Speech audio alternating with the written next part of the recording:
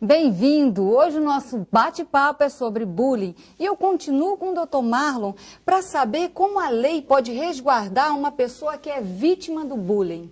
Bom, além desse sistema que eu já disse, o direito que a pessoa tem de reclamar danos morais, danos materiais, ela pode também dar seguimento a um processo em face do menor agressor que vai responder perante a Vara da Infância e Juventude pela sua conduta e podendo gerar internação de até 3 anos, seria a pena mais grave, mas também inclusão em programas de orientação, programas próprios para a recuperação do menor nesse aspecto. Agora eu quero saber da Caroline o seguinte: muitos pais afirmam que desconhecem essa violência na escola, o comportamento dos filhos na escola. Como esses pais devem ser orientados? Lúcia, primeiro... Porque eles falam, meus filhos vão para a escola e ali eu não sei o que acontece. Nem sempre isso é verdade.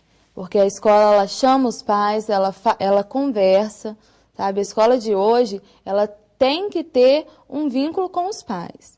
Então, os pais, primeiramente, os pais devem ser pais, eles não podem esquecer que a criança passa 4 horas na escola e 20 horas em casa. Então, eles têm que educar. A maior obrigação de educar são dos pais. E hoje em dia, esses valores estão distorcidos. Os pais jogam as crianças na escola e acham que a escola vai moldar todo o caráter. E muitas vezes o que as crianças fazem na escola é o que elas assistem em casa. Então os pais têm que dar o exemplo e têm que dar o bom exemplo. Agora, doutor Rubens, muitas vezes a vítima do bullying, ela se cala, né? Ela fica fechada, ela chega em casa, naquele silêncio. O que deve ser feito nesse caso? Se o pai for uma pessoa sensível ao crescimento e o desenvolvimento do seu filho, tem uma boa relação com ele afetiva, né? Ele vai identificar que o filho está passando por alguma dificuldade, né? Cabe, então, nesse momento, ele procurar os recursos para que ele se cuide dessa criança, né? E também se oriente. Às vezes, uma orientação é muito mais interessante do que já iniciar um tratamento com a criança. Então, na sua opinião, o diálogo é o melhor caminho nessa situação? Esse seria o primeiro passo, né, que os pais teriam que ter com os filhos. Pais que observam o crescimento, o desenvolvimento dos filhos, né? Porque tem pai que não consegue o dia a dia, a atribuição do trabalho, das suas atividades profissionais, dificulta o contato do pai. Às vezes o pai sai de casa às 5 horas da manhã, chega às 9 horas da noite, a criança está dormindo, quando ele sai, quando ele chega, está dormindo de novo. Então ele não tem contato com esse Agora filho. Vamos falar de uma outra situação. Sim. Nós falamos do caso da criança que chega e se cala, né? Vamos falar da situação do agressor. Daquela criança que já é agressiva mesmo e chega em casa e deve ter mais ou menos esse comportamento também, né, doutor? Sim. É mais fácil até para os pais identificarem.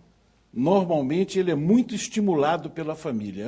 A família acha muito interessante o indivíduo ser agitado, defender causas que não têm justificativa, fazer com que coloque a família em destaque assim pela agressividade dele. Acho até muitas vezes que ele é comunicativo. Isso, exatamente.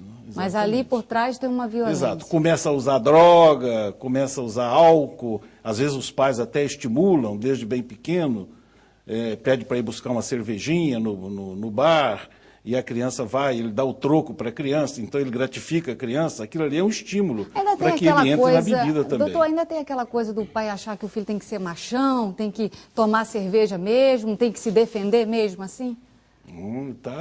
Isso aí cada vez mais, né? Cada vez mais os pais exigem que o menino seja muito macho, né? Busque logo o relacionamento sexual. Isso causa, muitas das vezes, um constrangimento muito grande também na criança, né? Ou, às vezes, ele passa a tomar aquela atitude que o pai fala, ele passa a fazer com que aquilo seja válido. Ele vai validar aquela proposta do pai. Então, é um indivíduo antissocial, né? Vai abusar da sua liberdade e da dos outros, né? Agora eu quero saber do doutor Marlon o seguinte: infelizmente as vítimas nem sempre buscam a ajuda da justiça, né, doutor? Por quê? 3 são os fatores principais. Primeiro, desconhecimento dos seus direitos. Segundo, normalmente o assédio moral é o mais ocorrente. E isso não deixa vestígios. Então, por falta de elementos probatórios, a pessoa não se sente encorajada a denunciar, a entrar com uma ação. E, por último, o medo de que a criança, o adolescente agressor, seja filho de pais influentes ou pais perigosos, bandidos na periferia. Esses são os 3 fatores que nós temos identificado nos processos, que posteriormente são trazidos ao nosso conhecimento como fatores inibidores. Agora eu volto com o doutor Rubens o seguinte, vamos falar de tratamento, doutor. Existe algum tratamento para essa situação de bullying? Sim, eu penso que o tratamento ele tem que começar dentro da escola, né? O pessoal da escola ser assim orientado no sentido de convidar os pais a participar mais da educação dos filhos, né?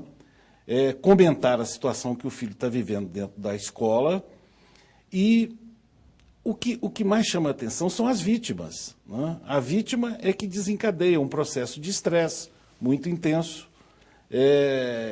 depressões, né? E isso faz com que a sua vida cultural, acadêmica, seja prejudicada. Isso pode até influenciar na vida adulta. Com certeza. Existem umas pesquisas hoje da neurobiologia que indica que crianças submetidas a essas pressões muito intensas, no cérebro tem uma área chamada hipocampo, essa área é diminuída, né? Em pessoas. Isso é investigação clínica e teórica, né? Eles fazem os exames tomográficos ou de ressonância e verificam que existe uma diminuição do hipocampo.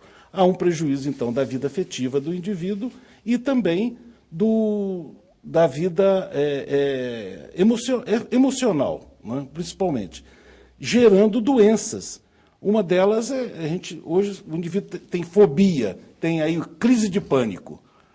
Como é que se explica a crise de pânico? Não tem assim um fato gerador da crise de pânico. Mas se você investiga a história clínica desse indivíduo, desde a infância, você vai verificar que esse indivíduo foi privado ou pela família ou a família facilitou que ele fosse privado externamente. Então, há esse comprometimento emocional. Bem, o assunto é sério, mas eu vou para um rápido intervalo e volto já já respondendo as perguntas dos nossos telespectadores. Até já, não sai daí.